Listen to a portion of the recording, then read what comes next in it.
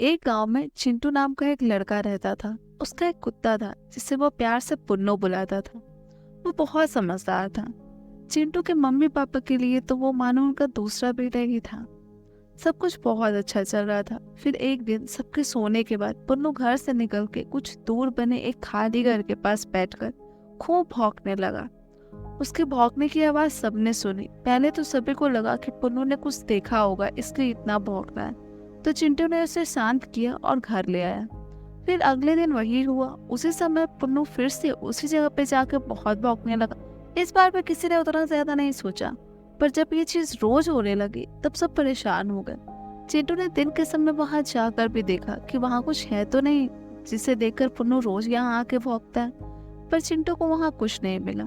एक दिन चिंटू के मामा जी उसके बगल के गांव में ही रहते थे। वो उन लोगों से मिलने आए। बातों ही बातों में उन्हें बताया कि कुछ दिनों से उनके गांव में बच्चे चोरी हो रहे हैं। पता नहीं कहाँ गायब हो जा रहे हैं।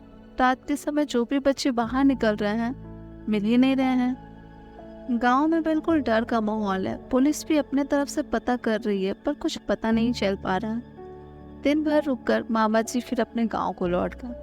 धीरे धीरे चिंटू के गांव में भी ये बात आग की तरह फैल गई कि बगल के गांव में बच्चे चोरी हो रहे हैं।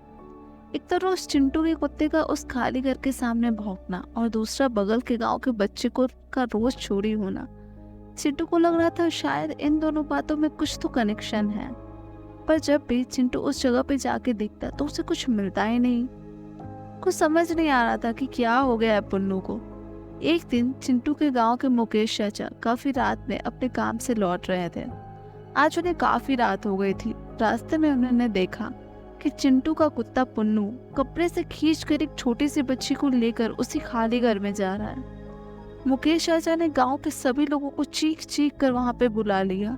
सभी ने उस खाली घर में जाकर देखा तो वहां वो सारे बच्चे थे जो कि बगल के गांव से गायब हुए थे। इससे पहले कि कोई समझ पाता एक आदमी आया और जोर जोर से बोलने लगा, हाँ मैंने देखा है इस कुत्ते को, इस बच्ची को यहाँ लाते हुए।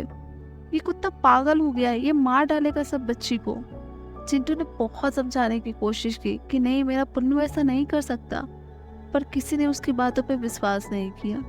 पुन्नू तो चीख चीख कर बोल रहा था मानो कि मेरी एक बार बात सुन लो, मैंने ऐसा कुछ नहीं किया, पर किसी ने उसकी भी कुछ नहीं सुनी। वो बेचारा भौंकता रहा, पर किसी ने उसके भौंकने पर ध्यान नहीं दिया। सबने गुस्से में उसे उठाकर बगल के कुएं में फेंक दिया।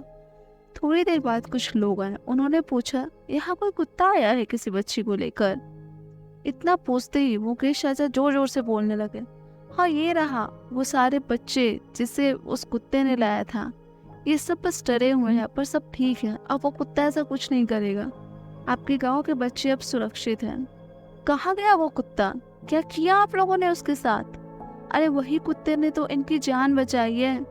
मैंने देखा था कि जब एक आदमी बच्चे को उठाकर भाग रहा था तब इस कुत्ते ने उस पर भौंकना शुरू कर दिया। उसे भगाते भगाते यहाँ ले आया। जब ये कुत्ता उसे काटने वाला था तब उस आदमी ने बच्चे को यहीं छोड़कर भाग गया।